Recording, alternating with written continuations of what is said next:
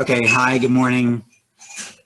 Good Jeffrey, morning. Heather, Pete, yeah, whoever else, Josh. Gonna review, a little bit on how to interpret X-rays. I don't know if any of you have been to the PNCCT course where I give basically similar lecture. It's extracted from that, but it's extracted from that. I think today we'll probably focus more just on chest X-rays and airway X-rays, and maybe later on get to other things. The other talk has a smattering of head CTs and abdominal X-ray and broken bones and things like that, and it just gets to be too long. So this is to give you some background and some confidence in looking at X-rays and trying to interpret. Of course, I have no financial disclosures, and it doesn't really matter. So, what's the point of doing this? I mean, traditionally looking at radiographs, okay, what we call X-ray studies, not really traditional for the transport personnel to have to look at. Of course, if you do an alpha call and there's a doc, they're going to look at, all the information, but it's not always helpful because for you all, but sometimes, we usually expect they've been interpreted by somebody before you get there, either the doc taking care or the radiologist, not usually your job. Sometimes you have to confirm things, especially, ET tube position or maybe other invasive equipment that shows up. If there's a pneumo, make sure it's reinflated. And increasingly with technology, we're more frequently able to see images before the patient even arrives.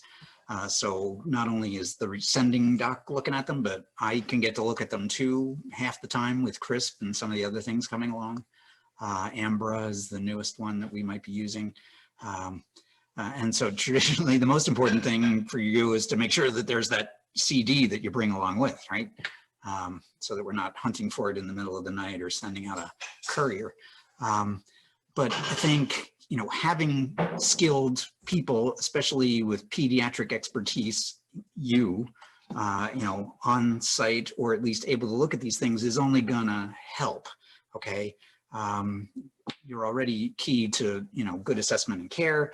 And so the more knowledge you have, the better you do your job. You shouldn't have to deal with any mysteries and think that there's some kind of secret society of people that look at chest X-rays, and you're not part of that. It's part of taking care of the patient. And, frankly, I'll probably say this again later. It's like, I'm not a radiologist. They just made me look at a lot of X-rays over time, and I have to be an expert in the X-rays I'm supposed to look at. But, I don't have any certificate or anything. They just trust me because I'm a doctor, right? And I think, if studies are already done, it might actually be part of what you do before you leave on the transport, because it will only help to sort of get all the information and then firm up a better plan. You all bring, real pediatric experience to these patients, a lot of time to places that don't have any or have limited peds experience. Maybe it'll help reduce some of the, extra extraneous tests that might not be necessary, but they get done anyway. And in the future, things may change. And so just getting used to the idea of looking at images is good. This is slow in coming, but things like having ultrasound on board, the transport vehicle, whatever it is, or, I guess that's probably the most likely type of imaging, might be something that you actually end up doing in real time. So just the concept of, looking at pictures is a good thing. So we'll talk about this. And like I said, we'll mostly do, chest and airway, and leave some of the other things, for later and come back. So focusing on chest radiographs, what everybody just calls the chest X-ray. You get them for the various respiratory problems that we face, and it can be varied, but it's always somebody with respiratory symptoms or difficulty. It might just be tachypnea, it might just be coughing. Like I mentioned, in places that don't have pediatric expertise, there may not really be much of an indication at all. They get x-rays on kids that we would never get an x-ray on. But it's important that when you're interpreting these things that you think about the why, because it helps you focus what you're going to look at. And if you understand the reason behind it, then you can interpret the x-ray a little better. And that includes if someone gets an x-ray for no good reason at all. If they don't get if they do it for something that you think is dumb, it makes you approach it differently, but still in a valuable way. And maybe there was something that they missed and they just didn't quite understand.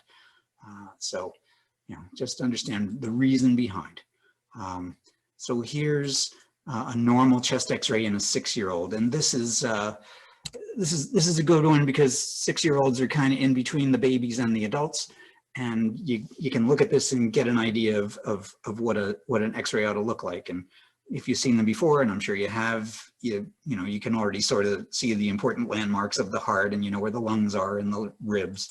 And when you go to read a chest X-ray, it's important though that, and I always have to stop myself from doing this when I'm looking at a chest X-ray study. I know why I got it, and so I'm going to immediately naturally just focus in on the thing I'm looking for.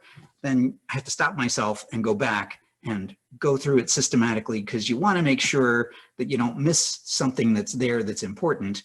And there's often information there that you might not otherwise see if you don't force yourself to look at it. Again, it's based on the reason that you get the study, but that includes looking at stuff that isn't there in the reason that you want to mention. And you have to also think about the ongoing condition. What is happening? What am I doing for this patient? And what do I expect is going to happen? There are various, types of training and ways to remind yourself of how to go about looking systematically at these things. Josh sent me this, and if anybody would like to have a copy of this, I'm sure we can get it to you. I guess you would say this doctors A, B, C, D, E, and so it's just a mnemonic to get you through the important things. And especially for transport, starting off with the D, the details. I don't know if you can see the small print, but it's, look at the name and the date of birth, and make sure that the X-ray that you're looking at is the X-ray of the patient that you're supposed to be transporting. Make sure they're the right ones, linked to the right ones, and then look at the right image. Essentially comes down to, is this study done technically correctly? And we'll look at some pictures and point out what that means. Did they take it the way it's supposed to? Because the closer you get to the standard sort of chest X-ray technique, the more reliable your findings are, and the less standard the picture is, the more you have to throw in judgment. And then look at the soft tissues, then the airways and the mediastinum. Look at the things related to breathing, the things related to circulation, the heart, especially the diaphragm, and the extras like lines and tubes and electrodes. So like I say, if anybody would like that, we can get that to you. When they taught me what to do, it's basically, again, you're a doctor and they say, here's what you got to do. They tell you, look at the thing that you are interested in last. And if, of course, you look at that first, then force yourself to go back and go systematically and avoid looking at the thing you're interested in and check everything else. So start with looking at the quality of the X-ray. I'm going to bounce back and forth a little bit. Here's an adult chest X-ray with all the little initials and everything. We'll come back to everything in a second, but if you look at this X-ray, what you see is it takes a picture of the chest and it gets the whole chest. All right, the entire rib cage from side to side is there. The top of the chest is visible, and even the first vertebra or two of the cervical spine is there. So you see outside of the chest in the neck, and then you see, very important, you see the diaphragms at the bottom, and you can see the upper part of the abdomen. You need to get all those things in place. You can see the clavicle going across. They're nice and smooth, and they look symmetric one side to the other. To me, that's the best, most reliable way for you to tell that the x-ray is taken straight on, that the person's not twisted or turned, because twisting or turning will change the way that you, the way the heart shadow shows up and the way the lungs look. You can see the bones of the shoulder blades over here and the shoulder blades over here, and you can see the vertebrae going down the middle. In the upper part, you can tell where the spinous processes are, those little sort of oval things right in the middle going down in a line. You ought, and this is part of the slide problem here. Sorry, the slide problem is that reproducing it made this not so accurate. You can't see the vertebrae too well behind the heart. It's all just kind of a big white splotch. You ought to be able to see the vertebrae, and you should be able to see the ribs distinctly. That tells you that the x-ray technician took this x-ray correctly with the patient in the right position and used the right amount of radiation to get through, not too little, not too much. It's a good picture. This, again, it's not quite optimal. And I guess something to think is, this is, see how it says it's a PA chest? A PA chest means that the way you do it, standard way in adult, is to stand up. The patient stands up, or at least sits erect, and you put the x-ray plate on the front of your chest. And you take the x-ray machine, put it behind you, and shoot the beam from back to front. And again, this is all, you do it the same way every patient. That way x-rays all sort of look standard. What you find in pediatrics and in children's, the standard way to take that x-ray is AP. That's always sort of what you do when we do portable x-rays in the ER, but even upstairs, they're doing them from front to back instead of back to front. And so the first thing that you realize is that the standard pediatric x-ray is not really a standard x-ray. So we're already fudging it just because we're dealing with children, right? So, you know, is the quality good enough? You need to see the neck, the entire rib cage, the upper abdomen. You make sure it's not rotated, the clavicles are okay, and then look at it starting on the outside and moving in. And remember, what are the body parts that ought to be there? Most of the time you can remember that there are shoulders and ribs and backbones, and also heart and lungs and, you know, and stomach bubbles and things like that. So here we go. We go back to our go back to our adult, and we look at the body parts that are supposed to be there. We'll save the lungs for last, but you know, we already pointed out the bones of the clavicles and the shoulder blades and the ribs going down here. Over here, you see the diaphragm where it says G. That's where the gastric bubble should be, where the stomach is. There's not much of a bubble there, but that's where the stomach is. Over here, where it says L, that's where the liver is, just under the diaphragm. D stands for diaphragm. And then you look at the heart. Over here on the right side is the RA, right atrium. And it's, remember, the heart is not positioned like a Valentine. It's a little bit tilted, lying on its side. So the right atrium is the thing on the right over here. And then on the left is the left ventricle. The right ventricle is sort of resting on the diaphragm. People think that's why a lot of adults who have right-sided MIs get abdominal pain as part of their symptom. It irritates the diaphragm and causes transmitted, transmitted pain.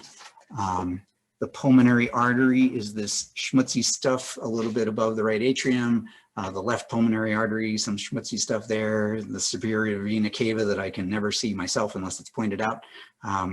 There's this round thing here. That's the aortic arch. See how distinct it is? That's the aorta turning and going back down.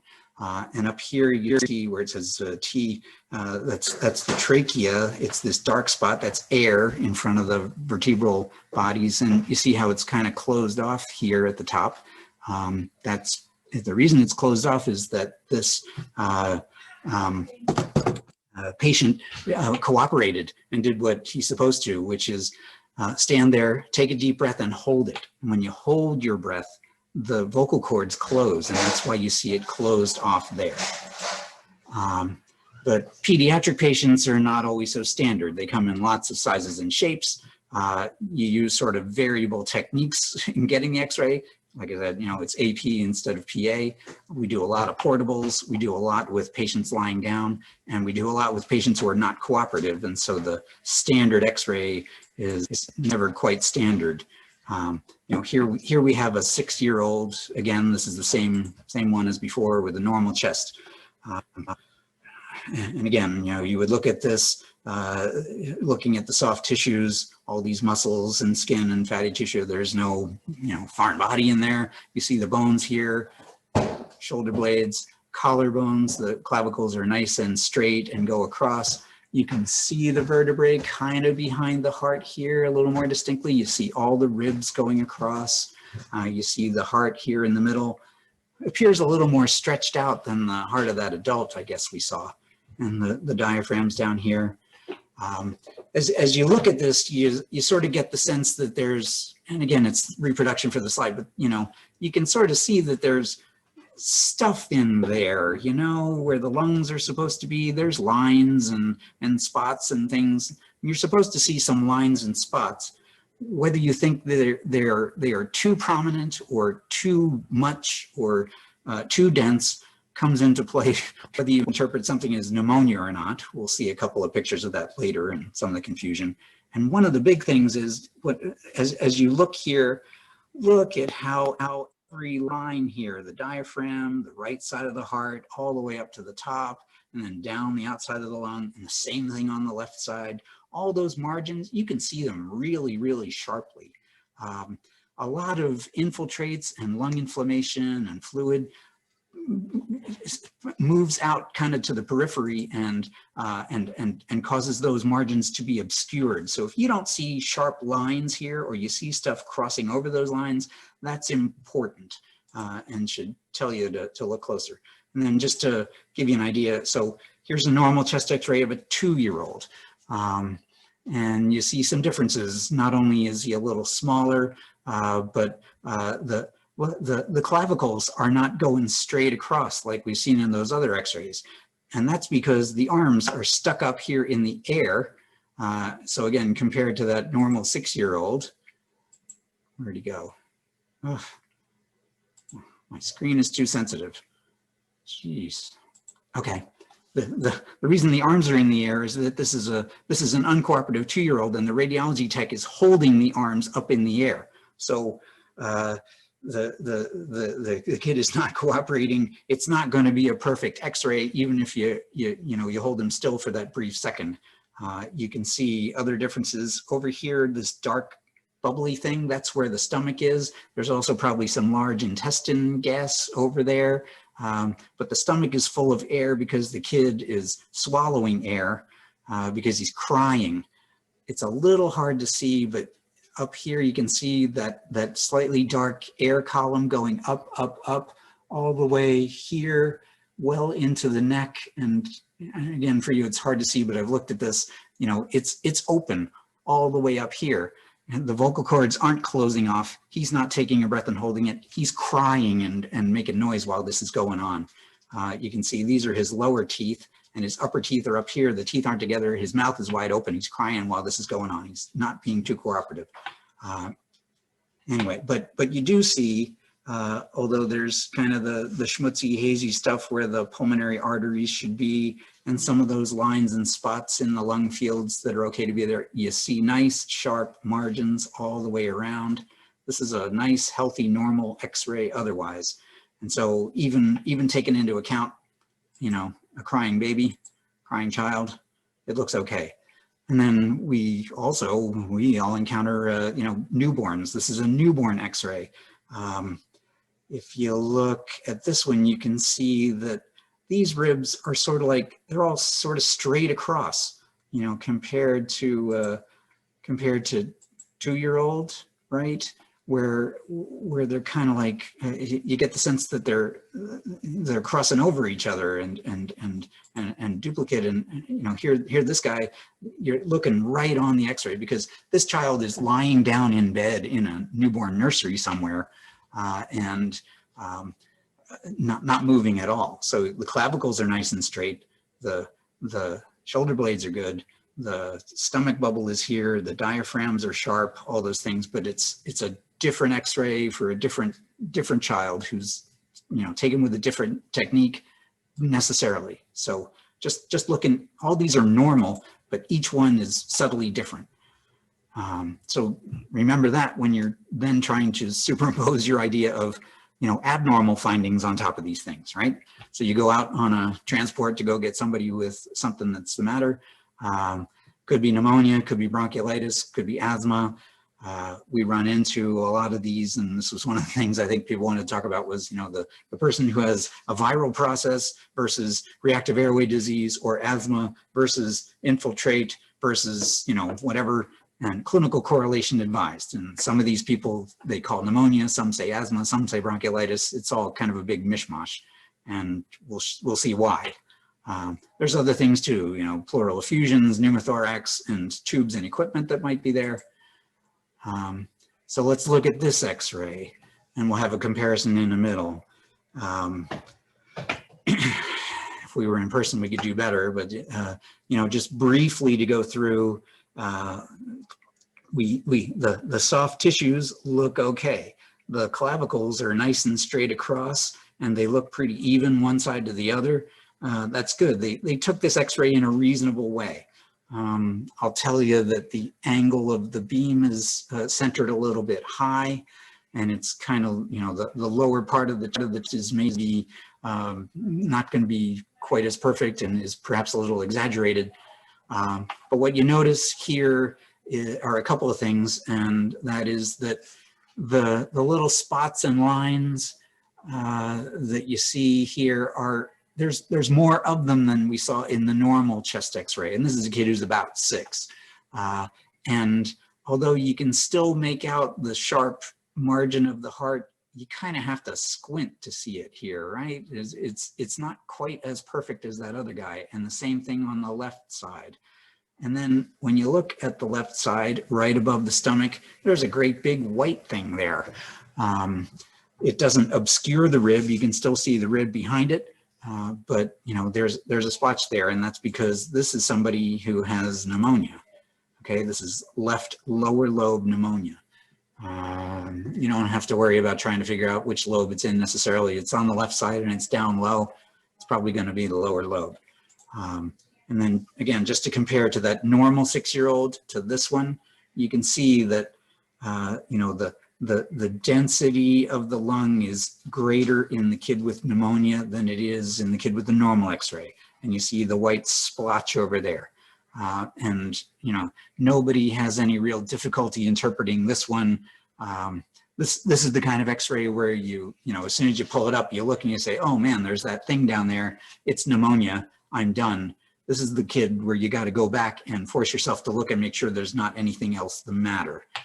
There isn't in this guy, but good to help him make sure. And again, the other thing you maybe get the impression is this normal 6-year-old, if you look at that chest just overall, it looks like he's expanded. His chest is bigger looking than the kid with the pneumonia. And I don't know this patient, of course, but this patient may be not taking good breaths, and so his lungs may not be as well inflated. So the other thing that you get, always when you're looking X-ray, I forgot to put this, but look at the thing you're looking at, then go systematically and look at the various components, but then also take one step back or lean back in your chair and just look at the whole thing and say, how does this look from 5 feet away instead of from 6 inches away? What's my impression of how this appears? And the appearance there is that it's a little underinflated. And it's because he's got bad pneumonia. And then we have this guy here too. So younger patient. You notice a couple of things. You start with the soft tissues and bones, and you see that they're there. They look okay. He's got this stuff up top here, and he's got this stuff up top here.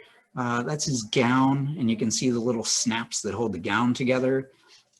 Just remember that sometimes those snaps and that gown is on top of the chest and may obscure what you're looking at.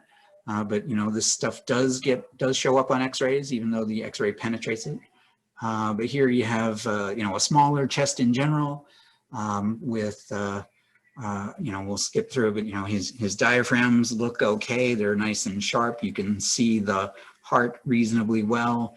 You see, if anything, you know, this clavicle on the right, it looks like the ones we've seen before. You notice the curve of the left clavicle a little bit more than the right, because he's turned just a little. His left shoulder is back and his right shoulder is forward a little bit. And then, you know, you look in the lung fields because you're looking at some guy who's possibly got pneumonia, and you see that all those lines and things that we were looking at before are much more noticeable here on this right side.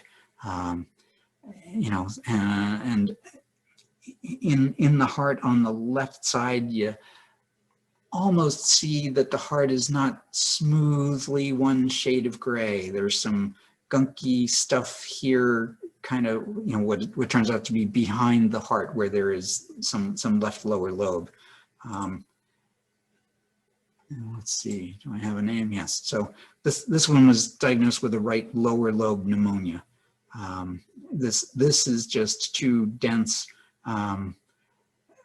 Exactly where it is, again, you don't have to necessarily know, but, you know, it's definitely a right-sided picture. And again, you compare a normal X-ray over here to this X-ray, you can see that that stuff is just denser than it's supposed to be on the normal right side one there. And we go, here's another kid where, and I can't remember that, I don't know this patient particularly, but what you see is that the quality of the X-ray could be a little better. You don't see the spinous processes so well. They didn't use enough radiation to penetrate here well enough to see the structures you want to see. But taking that into account, what you can see over kind of on the right-hand side of the chest is the outer margins of the lung and the diaphragm all look good. But the right side of the heart is sort of hazy, and it just doesn't look good. Makes you wonder what's going on there. And then you come to the left side and you can see the upper part of the heart and the upper part of the lung pretty distinctly, but you go down, down, down to where you think you should see a diaphragm, and there's no visible diaphragm. You can't see that sharp line because there is not only pneumonia here on the left, probably behind the heart, but there's also some fluid. So you can see the right diaphragm very well, but on the left, it's not visible. And so when someone sees this, they're going to say, this is pneumonia. It's denser than it should be, and it's blocking the diaphragm. So it's even denser than a mere pneumonia should be. There's probably some fluid there too. And then this is a little guy who was in the ER last week, who came in. And what to say? So there's, you know, lots of things wrong on this one, right? This is a portable X-ray taken in the room. And one of the things you notice is here's the first guy we see who's got some equipment attached to him. These white lines are the EKG, the monitor leads, I guess. You notice that he only has 2 of them on because he pulled one of them off. There should be 3. And then you can see this line up here. That's his, at this point, he had a simple nasal cannula at 2 liters going. You see his clothes like before. You see his soft tissues, his bones. You can see both of his upper arms. You see the clavicles that are both curved to about the same extent. They're not straight and flat like you saw in those other X-rays, because again, the beam of the X-ray now is sort of a little bit above his head, pointing at an angle down into his chest. You know, the center of the beam is kind of like aiming here, so you get this angled view a little bit. And what else? When you see you see the vertebrae very well. You can count all of his cervical and thoracic vertebrae. You can see all of his ribs pretty well. And his heart is here. We'll talk a little about that. And you get the general impression that his lungs have a lot more of those lines and spots that we're looking for, that starts making you think, you know, could there be pneumonia in there? And then you go and you look at the margins and the lines. We'll do the left first because you see a nice sharp diaphragm. You can actually on this guy see the diaphragm all the way to where it joins next to the spinal cord, to the spinal vertebrae over here. You can see how it's a little dark gray here because there's a stomach bubble. You see the heart nice and sharp here. But again, the heart, you notice that it's not a uniform shade of gray. It's a little whiter here and a little darker here because there's stuff in addition to the heart existing on the left side there, and starts making you think there's something going wrong in the lung around or behind the heart. And then you go to the right side where the money is and you say, well, I sort of see this nice sharp line that is probably the diaphragm, because the diaphragm is supposed to look nice and sharp like that. And the other lines are pretty sharp going up here. But two things, as you come close to the heart, it's all kind of hazy and full of stuff here. And the diaphragm over on the right side is way up here instead of down here next to the left side of the diaphragm. Why is this diaphragm so high? It turns out, by the way, this kid has something wrong with his right diaphragm. It's been that way for about a year. We only just kind of stumbled on it the other day when we saw him, but he happens to have RSV and has been sick for a week when he came in at this point and was getting worse, now hypoxic and spiking fevers. And here's his lateral. We're going to go back and forth. I don't have a lot of lateral x-rays here, but just to point out, you know, here's his diaphragm on the right and here's his diaphragm on the left. And when you look at the lateral one, sorry, wrong direction. When you look at the lateral one, this down here, you can see his left diaphragm right above the little bubble of the stomach. And this thing up here is his right diaphragm. You know, it looks like it's a good couple of inches higher, and sort of superimposed over everything is his heart. That's the sort of dense gray area. And here's an interesting sort of thing just to look at. Around the heart here where you see it's, you know, darker gray and here's lighter gray. Radiology called this a pneumonia because it's so dense here, this white stuff here. But when you look at it on the lateral, it's actually this thin little plate of stuff here. So when you look at it on the side, it's kind of flat, but when you look at it from the front or the back, you get it more spread out. So this pneumonia can be somewhat tricky sometimes, but it was just too dense and too prominent for them to ignore. And they, you know, basically said this is, you know, a kid with an abnormal right hemidiaphragm who also has pneumonia. They didn't know he had RSV. We found that out later when the test finally came back. There's other things going on here, but, you know, to point out, there's a ton of stuff wrong with this guy. You know, you sort of get that impression just looking at it, but when you go step by step by step, you can pick out a bunch of things that are going to help you and see what's going on. So here's another kid who was in the ER just the other day, who, you know, is diagnosed with bronchiolitis. What radiology said was that this looks like a viral process, and let's talk about why they think this is a viral process rather than a pneumonia. And, you know, again, the pediatric nature of this means that some things are going to be kind of cockeyed. Obviously, this is printed out. You know, I took this right out of you know, Cerner.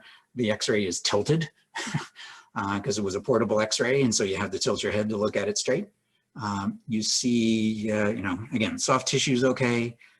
Bones look pretty symmetric. They did a good job of taking this picture. The clavicles are good.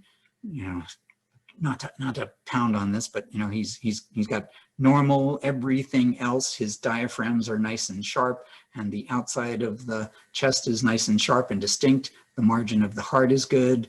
The margin of this heart is a little shaggy and less distinct, but and you see some sort of more white stuff here, perhaps down on the bottom on the right, than you do on the, remember those normal x-rays we saw.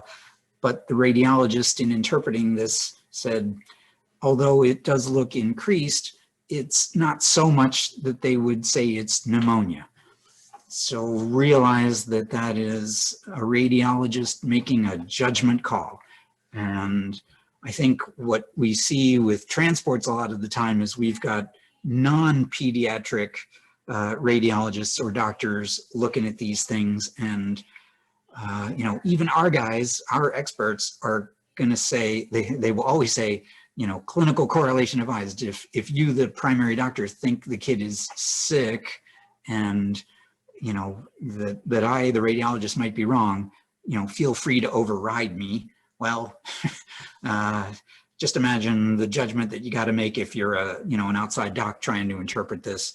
You know, there are many folks in the ERs and urgent cares around town and Kaisers around town that will look at that little hazy thing kind of over there and say, I don't know, it's probably just RSV, but I want to treat it with antibiotics because I'm just anxious. I'm going to diagnose this with pneumonia, and realize that we're going to see this kid when they get to the hospital and say, it's probably just bronchiolitis. You know, they're overdoing it. What's most important in that setting is to go back to the child and say, what really matters here? You know, what are the kids' needs? What is wrong, and what do we have to do to fix them? You can sort of see up around the kid's head this tube again coming across, because he was on just a normal flow nasal cannula at about 1 liter or 2. So he was not a very hypoxic, not a very distressed patient who, you know, was getting admitted, and somebody asked for a chest x-ray to ensure there wasn't something, and our radiologist said, yeah, it's not so bad. It looks like just a bronchiolitis.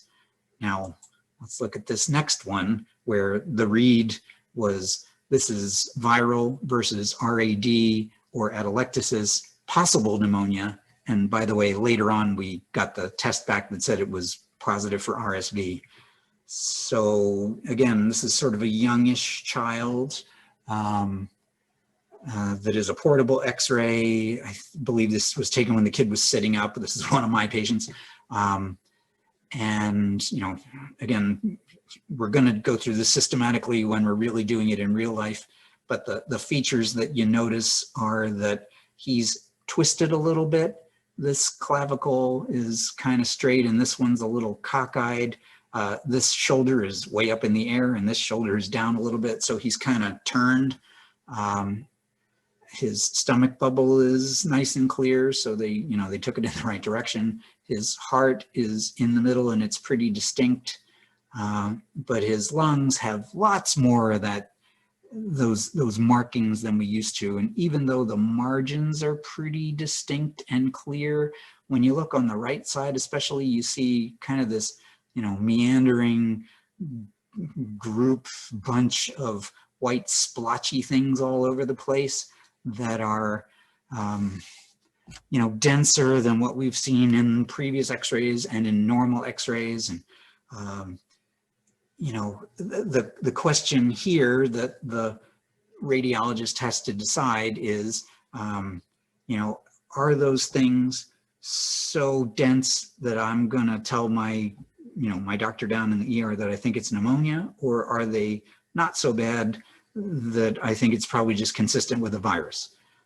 If you remember back to that first pneumonia that I showed you in the left lower lobe, the kind of oval thing down there, that was a very localized spot of pneumonia. One of the things about pneumonia is supposed to be, it's a place where bacteria are growing, and it should be in a distinct location. When it's spread out like this, it makes you think maybe it's just virus. But then you got to weigh in and think, well, there's a lot of it, and it's pretty dense. You know, what is my judgment? And I can't help but think that when the radiologist is looking at this x-ray, they are noticing the fact that the monitor leads are on this kid. The wires are right there, and he's got complex couple of tubes going here to his nasal cannula because he's on high flow nasal cannula. And I think they're going to think, oh, this kid is a little sicker than the one I saw a minute ago who just had bronchiolitis. I'm going to hedge and I'm going to tell Mike that although this is likely viral, it is possible to be pneumonia, and he should think about it twice, as opposed to this bronchiolitis kid who doesn't have so much intervention going on, right? So the radiologist, said, oh, it is a possible pneumonia. And then, soon after that guy, this one came back, and the reading on him was viral process with atelectasis, a possible pneumonia, and later on I found out it was human rhinoenterovirus. Now this X-ray is, taken a whole lot straighter. The kid was a lot more cooperative. They got a nice picture.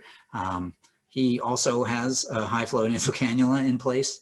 He's also got a couple of monitor leads. You can see just one down there. He must have pulled off the other one. And, soft tissues, bones, stomach, liver, all those things, good.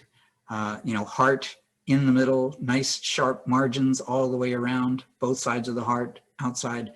And here you see, again, increased kind of streaky, splotchy stuff, and even a little bit where the heart is, streaky, splotchy. But to me, this looks, there's more of it. And it goes maybe a little farther away from the heart. I guess that's another thing to point out. But this guy here, his X-ray looks just shaggier and more. He's got more congestion and inflammation to me than this second one. This one to me looks more like a viral process than the other guy. If I was going to choose, I would say this one is all virus and not treat him with antibiotics. The other one, I might lean that way and, possibly treat him with antibiotics. As it turns out, this guy I inherited because he was there for 28 hours, right? So I picked him up, and the docs ahead of me had not given him antibiotics. I picked this guy up after he'd been in for just about 6 or 7 hours until I got there, and he was already being treated with amoxicillin for this, what the emergency, I think it was one of the fellows said, oh, I think it's pneumonia. So, in addition to the radiologist making a judgment and trying to be helpful and interpreting these things, we also have ourselves trying to interpret these things and put them in the context of the child who is in front of us. All these kids, were fine. They were the kids sitting in the ER for 20 plus hours on some kind of oxygen supplement, who, if it was high flow, they went to the PICU, but nobody crumped, nobody got worse.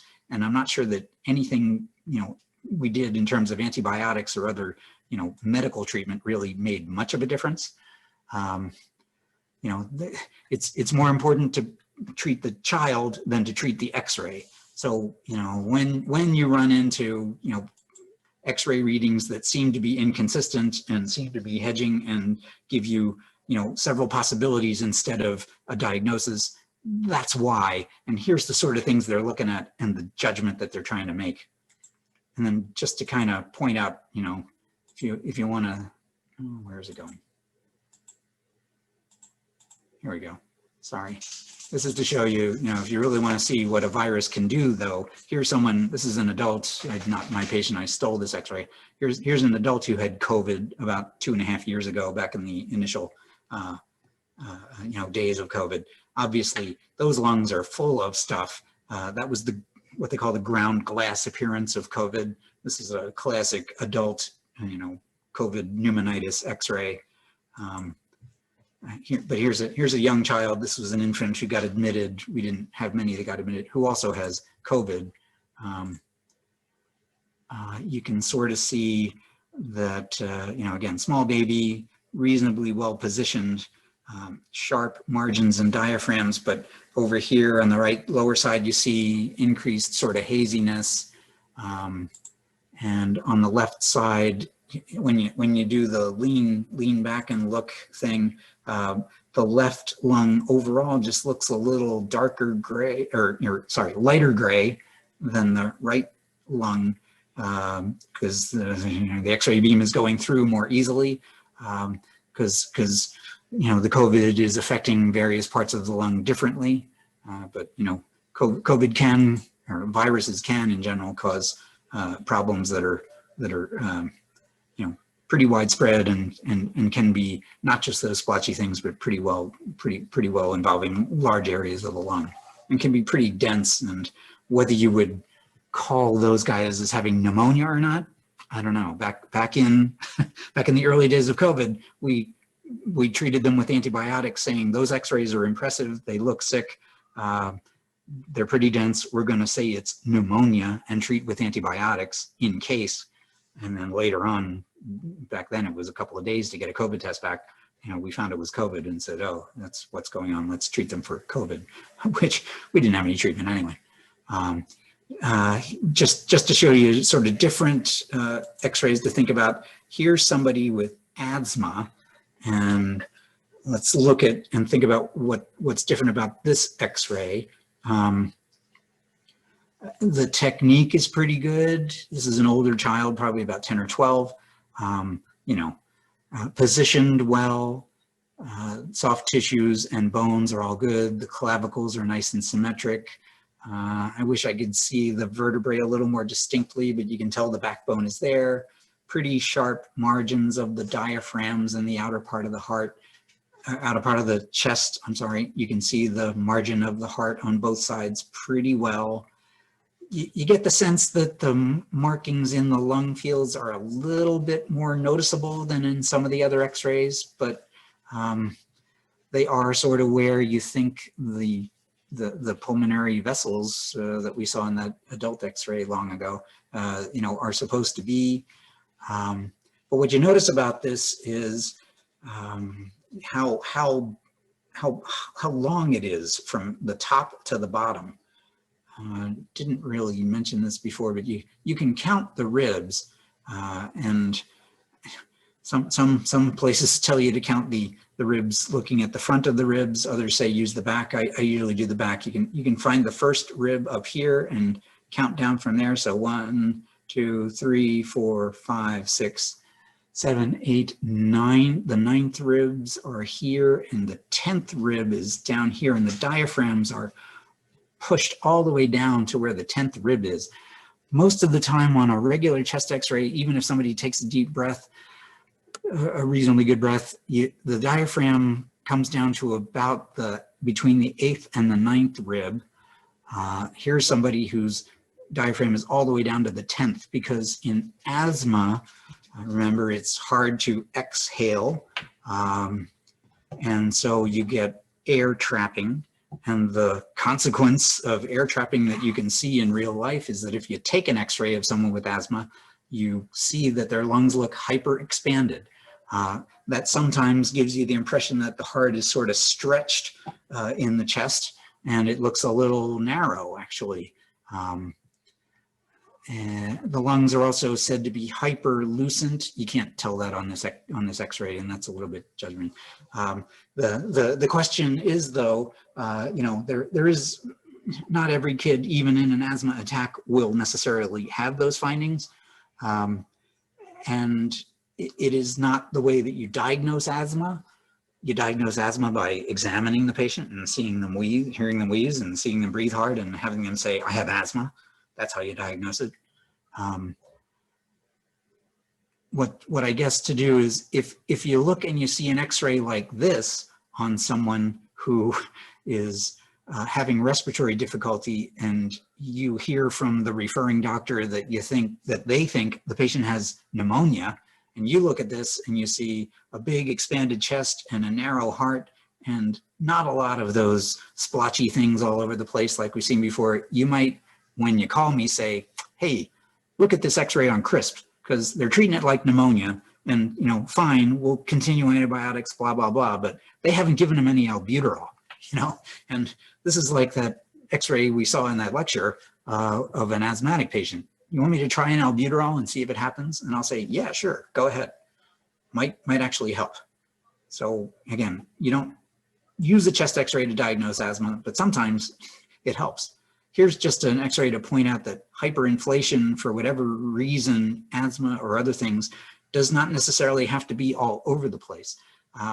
Asthma causes, in addition to, tight bronchioles from, allergic and other inflammatory things, it causes plugging of those bronchioles, and that doesn't happen evenly throughout. So this kid has plugged up bronchioles on one side, the left side, that is a darker gray and bigger and less dense looking than the lung on the right that is kind of being squished by the overinflated lung on the left. So here's a child where you might say, if this is a wheezer, that it's because of that this X-ray shows you findings that are consistent with asymmetric hyperinflation.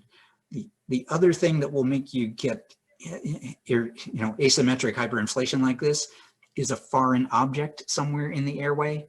It would have to be pretty low down for just to do one side, not the other.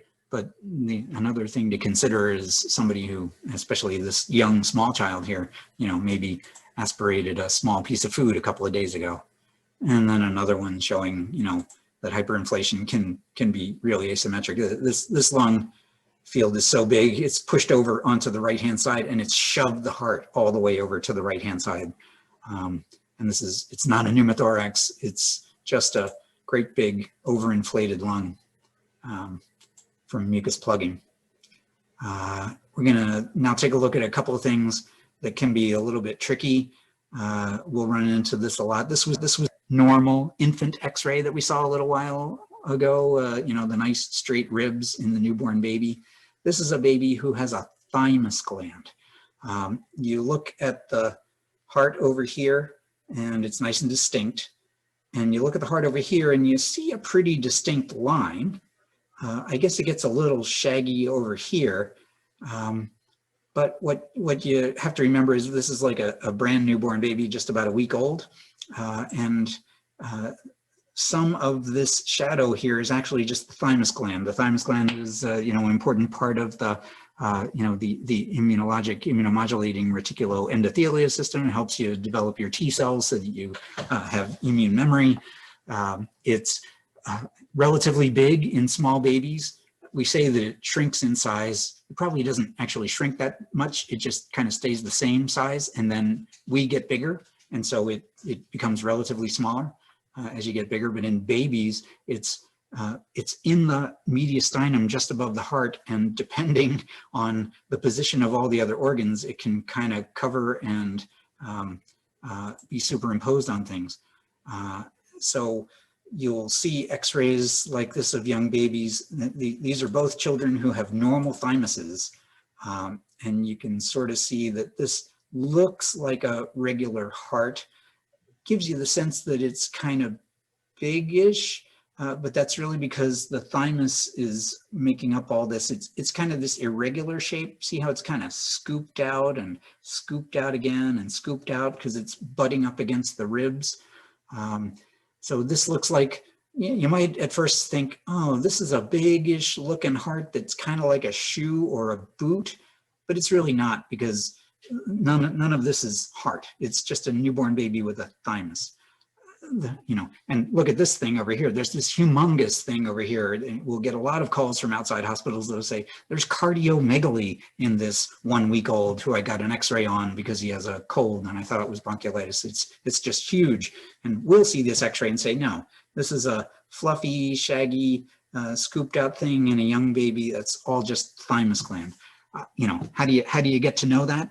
You have to look at about 100 of these and just see them. But we will run into that an awful lot, as opposed to this patient who has a big heart. And the rule of thumb is that the heart should be about half the width of the chest at the largest part of the heart.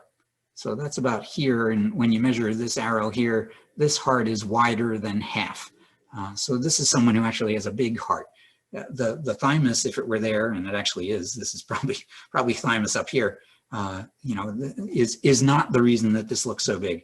You can distinctly see this is a heart. That's a kid with congenital heart disease. And then as we run out of time, we'll take a couple of pictures to look at for airway. Sorry to rush through this at this point. You know, again, you're getting airway pictures because of the various problems you have: cough, respiratory distress, stridor, and my big bugaboo, which is drooling. Okay, here's a picture of a normal airway. This is an amazing one. You'll never get this again. It's an older patient.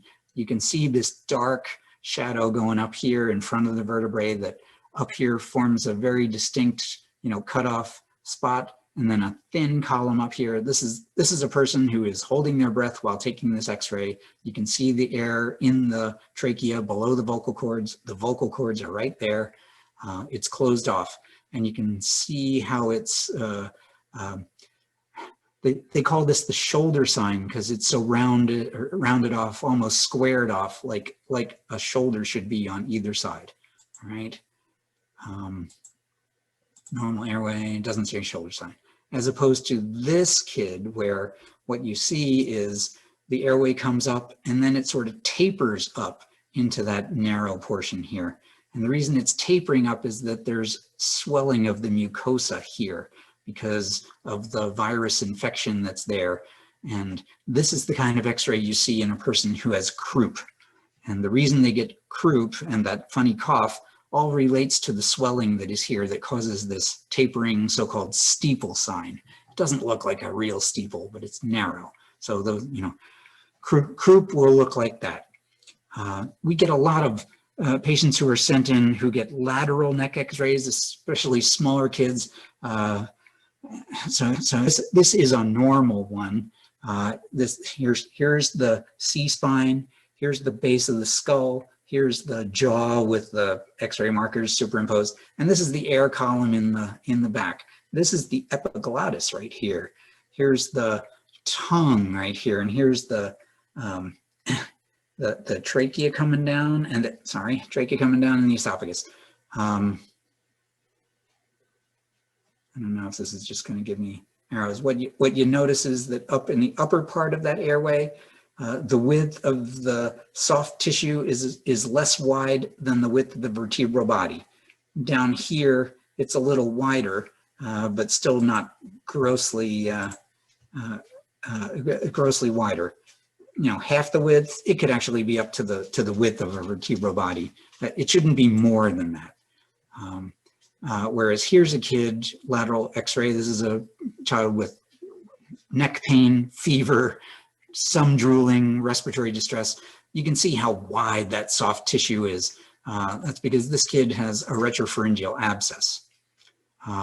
What's important to realize is that this kid looked sick, was not moving his neck, couldn't swallow anything, almost had not really breathing difficulty, but was holding his head in a vague sort of sniff position, as opposed to this baby who had drooling from hand, foot, and mouth disease and had a sore tongue and sore gums.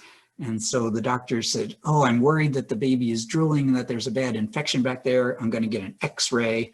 And they take an x-ray while the kid is obviously crying. You can see his mouth wide open. And you look here and you see the soft tissue in front of the cervical vertebrae. It's really wide.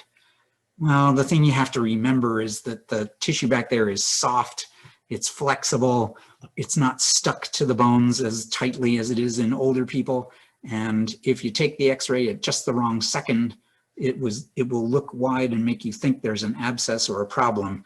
And if you try again a minute later, even though the kid is crying, you do it when he's breathing out, I think, you notice that the tissue is really small. And so this is a baby who did not have a problem and was not sick in the way that the child with the retropharyngeal abscess was. So the reason that you believe the retropharyngeal abscess one is that the kid was sick. The reason you don't believe the second one is that the child was not as sick. Here, just so you can see it, is a picture. This is an ancient picture. That's what an epiglottis looks like when it has epiglottitis. Great big swollen thing. Looks like a thumb. They call it a thumb sign. Here's the trachea. You can't see where the air goes up to the top of the epiglottis. It's really tough to see. And then here, not truly an airway problem, but something that we worry about as being an airway problem. Here's a small child who swallowed a coin. The reason that you know this is a coin and that it is in the esophagus is that you take this x-ray and you see on the front to back view, the AP view, you see a round object that looks like a coin. And when you take a lateral, you see a flat object that looks like a coin on the side. That's what a coin will look like if it's in the esophagus. If it's in, I don't have a picture of the trachea, sorry. In the trachea, number one, it's really hard to get into the trachea, but if it's in the airway or not in the esophagus, it will be turned a different way. So this is a swallowed foreign body in the upper thorax in the esophagus. The one that you got to pay attention to, though, is this thing where the kid swallowed something that looked like a coin, and you can obviously see that there's something different about this. You see that circle going around there. That's a button battery. It's thicker and it has a ridge. I guess that's the end.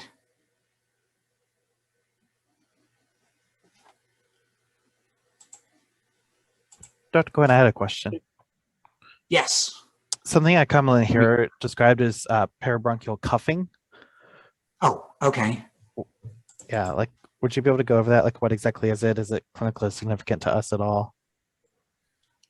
Peribronchial cuffing is one of the things that you'll see with various kinds of lung inflammation. Shoot.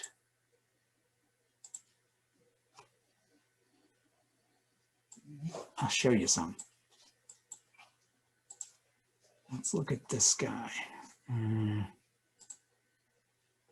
Okay, so this is the sicker one of the x-rays where they hedge and they say could be pneumonia.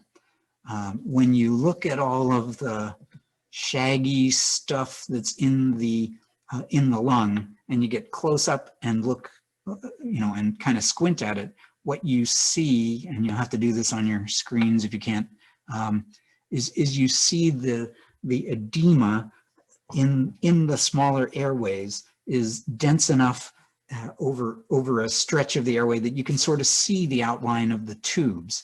If you look up here, I hope you can see my cursor, there's a couple of little dark circles, and a couple there and a couple there. Those are airways that you're looking right on the face of that are outlined because there is swelling and edema of the tissue of the airway. And so it becomes visible that way. So that is peribronchial cuffing. The cuffing is the swelling of the tissue that surrounds the air column. The other thing you'll see, it's maybe let's look at the next one.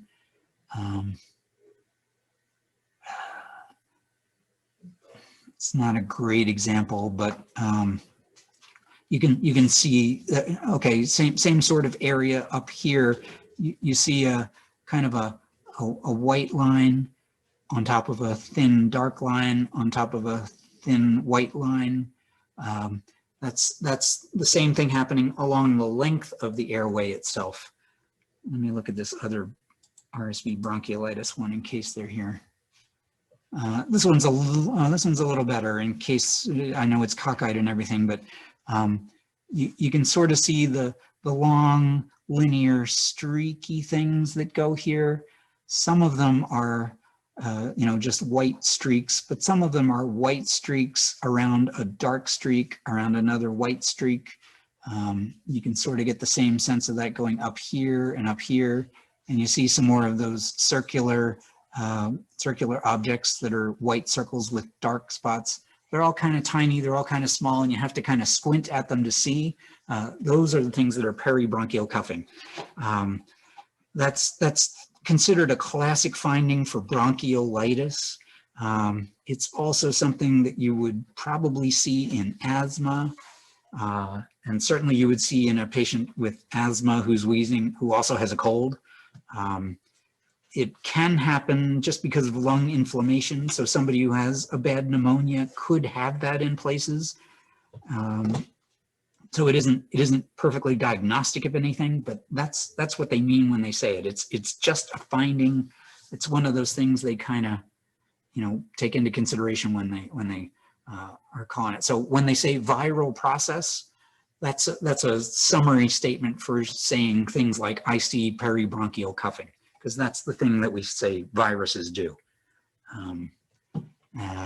Some of that they'll also describe as atelectasis, but it's that streaky increased density, pretty much. Is that good? Yeah, that was great. Thanks. Yeah. Does anyone else have any Sorry to questions? rush there. Anybody? Yeah. Anybody questions? And we'll. Great lecture. Thank you. Yeah. I think, feel free whenever you get a chance. It might take you some time, and these days it's hard to get any time, but if you have a kid who's got a weird or strange sounding x-ray, when you bring him back, grab me or grab the doc and say, hey, can you pull up that x-ray? This is what they said. Can you show me what it is they're talking about? Because, seeing it in real time with the patient you're actually taking care of just makes it that much more solid to understand. And it's really just a matter, the more of these you see, the more times you look, the better and more comfortable you are with it. And this is more logistics related, but CRISP is only available in Maryland, correct? CRISP is about to become more widely available. So in DC, they're turning it on. In fact, tomorrow or the next day or sometime soon, I'm supposed to tune into all the doctors in DC are supposed to, tune into the orientation meeting. I worry that, like many things in DC, it will get flubbed up, but, we'll see. Yeah. I've been able to look at some DC, I've been able to look at Georgetown patients and I think a Sibley patient on CRISP. Okay. So it is possible, but it's not as reliable. And even Maryland, it's a little bit of a chance sometimes. What was the other one you mentioned? And is the other one available in Virginia? Ambra. The thing, so that's this new system that, CRISP was put in place and MIMS said everybody has to do CRISP so that we can all look at each other's x-rays. And CRISP is great, but you can't transmit into a radiology reading system using CRISP. This new thing called Ambra is, it's like Life Image, which we used a few years ago, where you can actually send the images in a way that's compatible, and radiology at various places can then upload and look at them themselves. So the problem with CRISP is that our radiologists won't, they'll look at the images, but they won't make an official reading. But this new thing, Ambra, it's not that new. Ambra that we're adopting or starting to adopt is going to enable us, we hope, to do that. Okay. And it's in Maryland, and it might be in DC in a while too. Cool. In the meantime, keep bringing the CDs. Anyway, all right. Hey, thank you, everybody. All right. Thanks for your time, Dr. Quinn. Yeah, of course, of course. All right, we'll see you Have a everybody nice soon. day, sir. Thank All right. you. Thank Take you. care. You too, everybody.